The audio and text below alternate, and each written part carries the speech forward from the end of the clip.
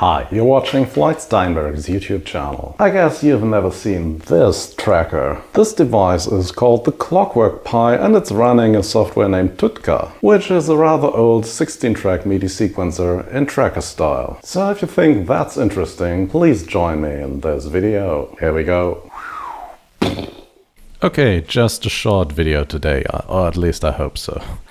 This is the Clockwork Pi. I ordered this last year and then shipping got delayed and delayed and delayed, and ultimately I then kind of forgot about this until last week when suddenly a parcel arrived and I had to pay some hefty custom taxes. The Clockwork Pi is a kind of like a BlackBerry, if you're old enough to remember those, but it really is a Raspberry Pi Compute Module 4 with an audio interface, a Wi-Fi network, a screen, a keyboard and a trackball and USB ports. It has 4 GB of RAM. The Clockwork Pi is around $190, but the real price will be higher depending on where in the world you live. It comes as a DIY kit that's fairly easy to assemble. There is an easy to follow step-by-step guide in the box. Assembly takes roughly half an hour. There's an SD card containing the operating system here as well. You also need to buy two 18650 3.5 volts rechargeable batteries as well, which should be around $20.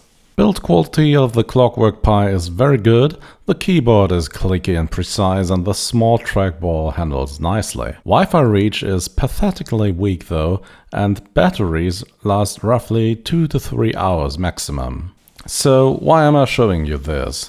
You guessed it, let's use this thing as a sequencer. As I've already talked about Reaper and Renoise on this channel plenty of times and proven they're running just fine on Raspberry Pi 4, this time I'll take a different approach and search the Debian or Raspbian repository for a tracker. And the most interesting program I found in there is called Tutka or Tutka, I don't know.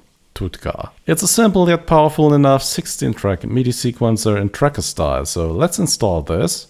Now I can connect this Yamaha MU15 to the Clockwork Pi with one of those cheap USB to MIDI 5-pin adapter cables, and I will also install Synths Sub-Effects, which is a 16-track polyphonic synthesizer plugin that can do some cool stuff. And in case you want to know how to compile this on Raspberry Pi, I made a video on that some months ago and I'll link it in this video's description. And because I know it's a thing everyone is going to ask, I'll also install Linux Sampler so we can play back samples. Linux Sampler can't be found in the Debian repositories, but there's a GitHub page that has the binaries, which I'll link in this video's description. Please use the commands shown on screen now to install the Debian packages you find on that page. Okay, with all the prerequisites done, you can launch Tutka from the Start menu. If you want to, you can also start the standalone versions of Synths Sub-Effects and Linux Sampler. For Synths add Sub-Effects, also add the parameter -o alsa when launching from the command line. In Tutka, press the Settings Preferences menu now and check all the MIDI devices and apps you want to use in your track. And now we can start creating music. Apologies for not setting the camera's contrast values correctly, I've added screenshots when necessary. Here you can see I've added both my USB MIDI cable and Synths Sub-Effects as MIDI devices. My drum kit resides on channel 10 on the Yamaha MU15 and I've set this up on the synth itself. We can add a program change in Tutka later. For easier understanding, I'll create my drum track on track 10 in Tutka as well. You can move the cursor to the next channel using the Tab key. Shift and Tab selects the previous track. Click the Instrument Properties button and select channel 10 on the USB MIDI interface and give your instrument a name. As in most trackers, you can place your instrument in any track you want. The MIDI channel does not depend on the track number here. As usual, you can play notes on the computer keyboard.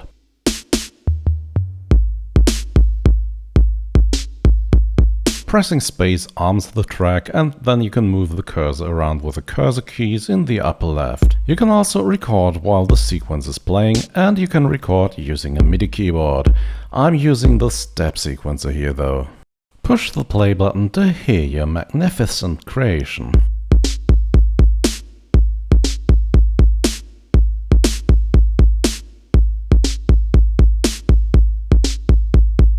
Next I'll add a piano playing chords. Add a new instrument by incrementing the instrument number and then pushing the Properties button. Then check the chord checkbox and place your cursor on track 1. Press space to start recording and then play some chords. Tutka will automatically spread the notes to the first 3 tracks.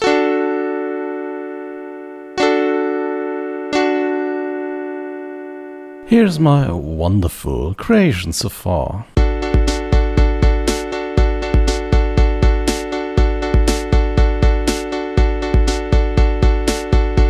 You can add MIDI commands in the second and third columns in a track. For example, adjusting the filter cutoff frequency on this bass patch can easily be done by adding the command number CA, which is hexadecimal for 202, and the frequency cutoff value F0, which is hexadecimal for 240. Tutka uses its own set of controls in the numbers 0 to 127, so for MIDI CCs you need to add 128 to their actual number. Example for filter cutoff frequency, which is CC74, at 128, so we arrive at 202. If you add 128 to the actual MIDI value, Tutka will slide from the previous value to the current value, which allows for smoother transitions.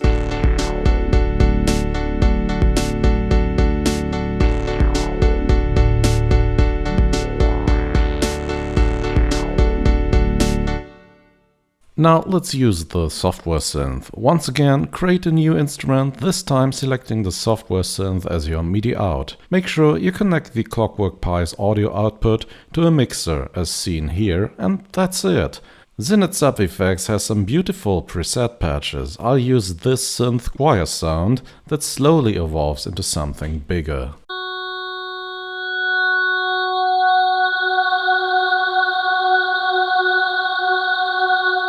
Here's how that sounds in context. The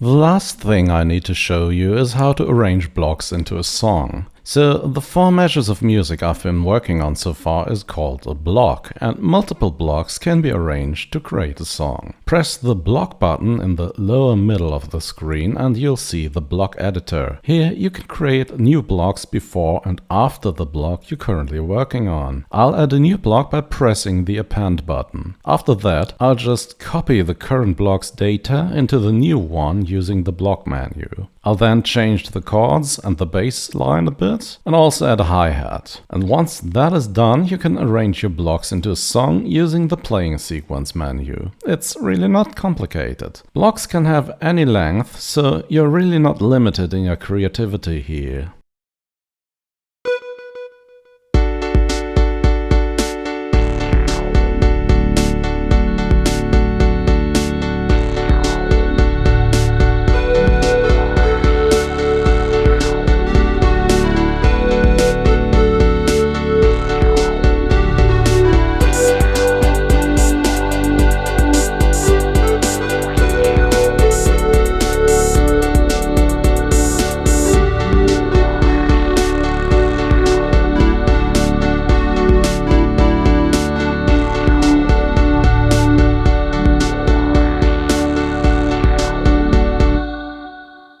So, should you buy a Clockwork Pi specifically for making music? Probably not. Should you buy it if you want to have a compact battery-powered Raspberry Pi computer with a screen and keyboard around for DIY stuff? Maybe.